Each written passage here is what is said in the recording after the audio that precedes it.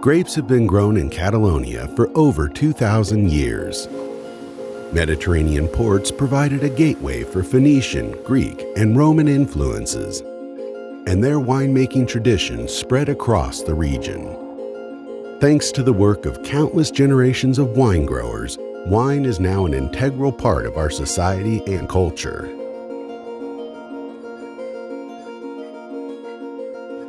La phylloxera llegó aquí a Europa, procedente de América, en el año 1863. Se fue distribuyendo por toda Europa y en solamente 2 décadas destruyó totalmente el viñedo catalán. Gradually, the vineyards recovered by grafting European varieties onto American rootstocks that were immune to infection. However, many varieties vanished as a result of the outbreak. Over the course of a century, the varietal mosaic of the vineyards underwent a dramatic change, a loss of diversity.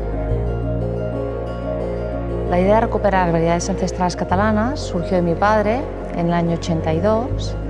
Él colaboraba muy estrechamente con el Professor Boubals en Montpellier y de alguna manera él le dijo que estas variedades seguramente muchas de ellas no se habían perdido con la phylloxera. Mi padre se entusiasmó con la idea y a raíz de allí empezamos pues todo este proyecto. This marked the beginning of one of the most exciting chapters in Torres' history, finding and reviving some of the ancestral varieties long thought extinct.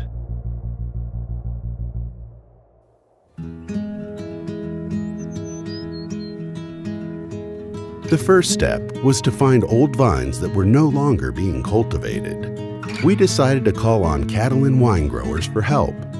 We placed ads in local media, asking them to get in touch with Boubals Torres if they came across vines they could not identify. Soon the calls started coming in.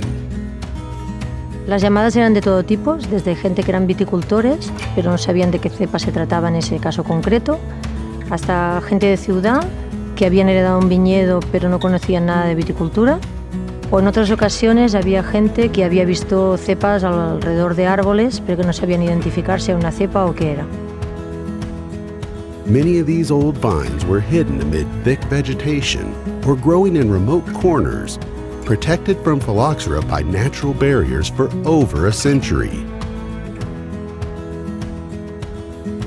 The rediscovered vines are studied using ampelographic methods. A morphological analysis of the buds, leaves, and shoots of the grapes is complemented by DNA analysis to rule out any varieties that already exist elsewhere in the world.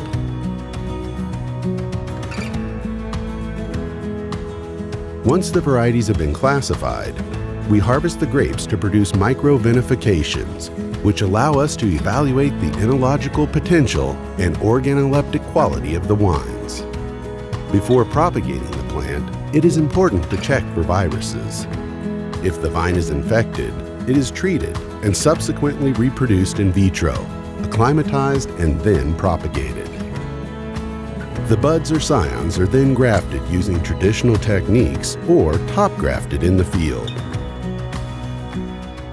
The work is slow, rigorous, patient. After the wine grower's phone call, many years go by before we can taste the actual wine.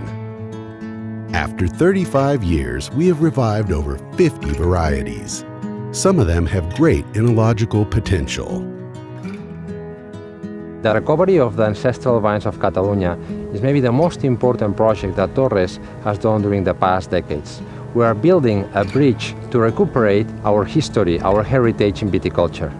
We believe that we're going to be able to create wines based in our history, singular wines that will be unique and authentic. The true achievement of this project, however, is the chance to rewrite a lost chapter in our cultural history, connecting future generations with those of our ancestors.